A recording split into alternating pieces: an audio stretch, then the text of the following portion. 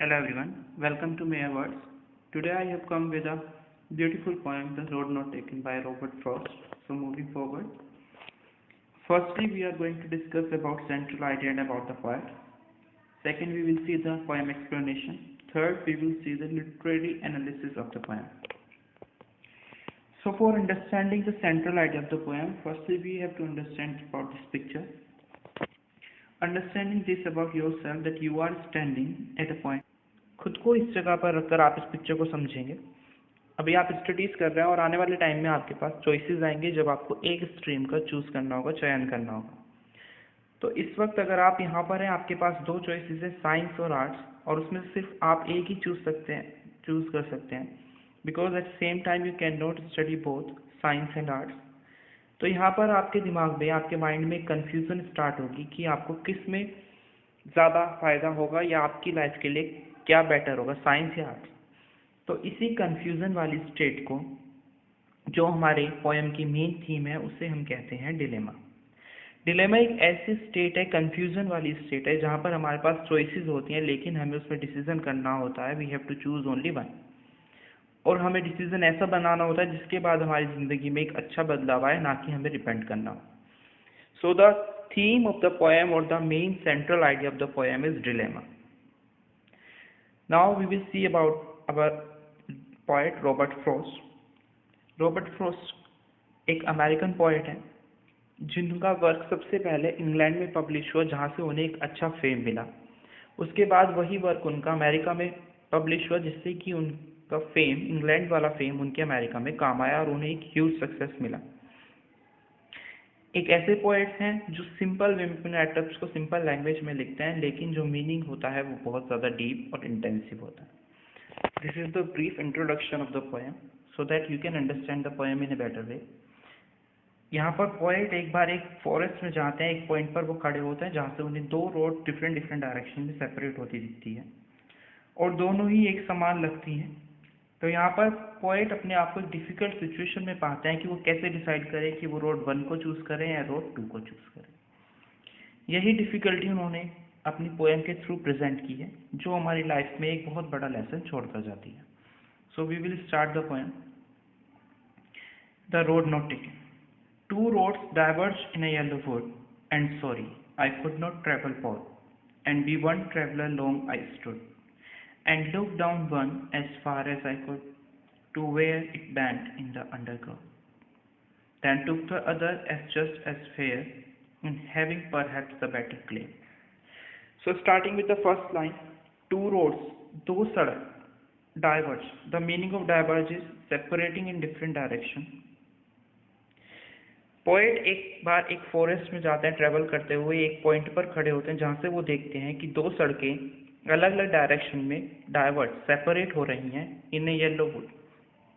Yellow wood meaning is autumn season. यहाँ पर yellow would represent करता है ऑटम सीजन को, जिसकी वजह से जो पत्तियों का कलर है वो येलो हो चुका है।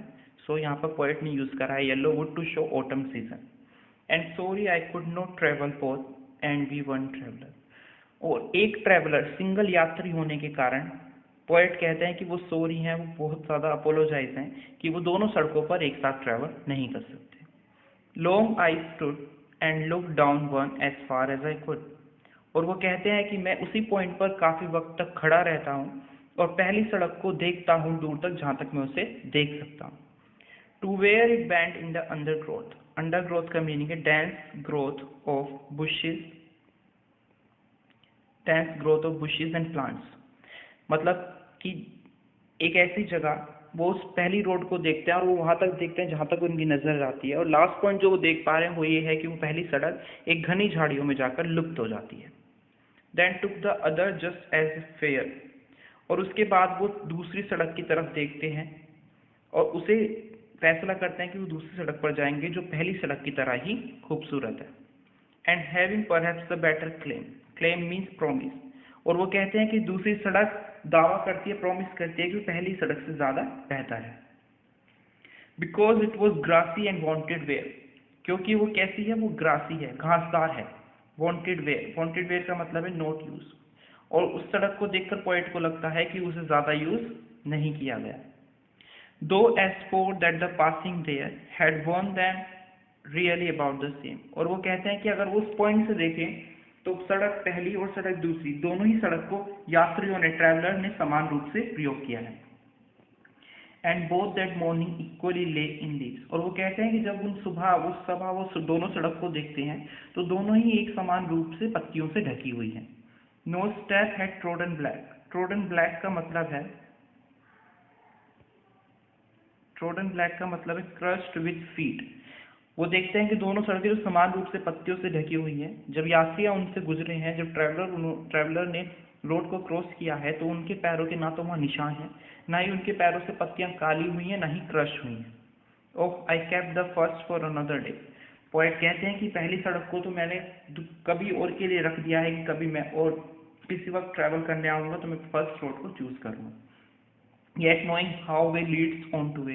और जबकि वो जानते हैं कि एक रास्ता दूसरे रास्ते को कैसे जगह देता है, जन्म देता है, उसके बावजूद भी वो पहली रोड को रिजर्व कर देते हैं फ्यूचर ट्रैवलिंग के लिए।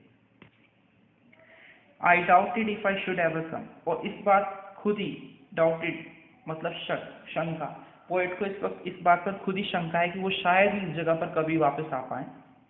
आई shall be telling with a sigh. Sigh means relief, एक चैन आना, गहरा चैन आना। समवेयर एजेस एंड एजेस हैं। वो कहते हैं कि एजेस मतलब कि आने वाले वक्त में, पीढ़ियां दर पीढ़ियां, जब उनके बच्चे होंगे और उनके खुद के बच्चों के बच्चे होंगे, तो उनसे वो एक रिलीफ, एक चैन के साथ कह सकेंगे, two roads diverge in a wood and I. वो बताएंगे कि एक बार मैं एक जंगल में गया था जहाँ पर एक पॉइंट पर दो रोड अलग अलग डायरेक्शन में सेपरेट हो रही थी, और मैंने I took one less travel by. और मैंने उस रोड का चयन किया, उस रोड को चूज किया जो कम प्रयोग की गई थी। And that has made all the difference. और उन्होंने कहा कि इसी ने मेरी जिंदगी में एक बदलाव ला दिया। समरी, पोएम की समरी ये कहती है कि पोएट एक दिन एक जंगल में जाते हैं, एक पॉइंट पर वो खड़े होते हैं जहाँ से दो रोड वो देखते हैं। दोनों ही रोड डिफरेंट डायरेक्शन में सेपरेट हो रही है और दोनों ही एक समान है, एक जैसी लगती है। जब वो पहली रोड पर देखते हैं तो वो जाकर एक पॉइंट पर लुप्त हो जाती है। तब वो डिसाइड करते हैं कि वो दूसरी रोड पर चलेंगे क्योंकि वो कम प्रयोग की गई और घासदार है और बेहतर होने का दावा करती है। तब वो कहते हैं कि उन्होंने दूसरी रोड को चूज किया और उसके बाद वो इस चीज को रिपेंट नहीं करेंगे। आने वाले वक्त में वो एक रिलीफ के साथ बताएंगे कि उन्होंने दूसरी रोड को चूज किया और उसने उनकी जिंदगी में बदलाव ला दिया।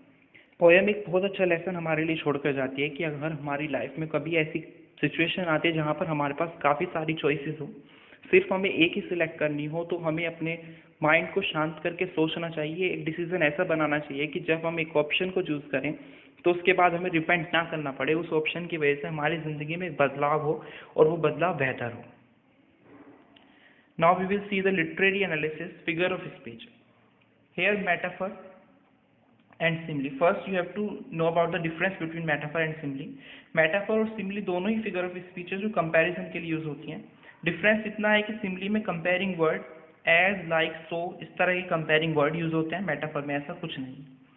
कंपैरिजन दो या दो से ज़्यादा चीज़ों के बीच में होता है। जैसे हम अगर देखें तो लाइफ इज़ अ ड्रीम, यहाँ पर लाइफ को ड्रीम के साथ कंपैरिजन किया जा रहा है। तो यहाँ पर देखें तो दोनों में ही एक ही example, life is a dream, life is like a dream. तो यहाँ पर हमारे पास कंपेयरिंग वर्ड लाइक यूज़ हुआ है, लेकिन मेटाफर में ऐसा कोई कंपेयरिंग वर्ड यूज़ नहीं होता। तो अगर हम अपनी पोएम में देखें तो टू रोड्स, यहाँ पर टू रोड्स को जिंदगी की दो सिचुएशंस के साथ कंपैरिजन किया गया है। तो यहाँ पर हमारे पास जो फिगर ऑफ स्पीच पहली है वो है metaphor. Second figure of speech जो हमारी पोएम में यूज हुई है वो है एनाफोरा।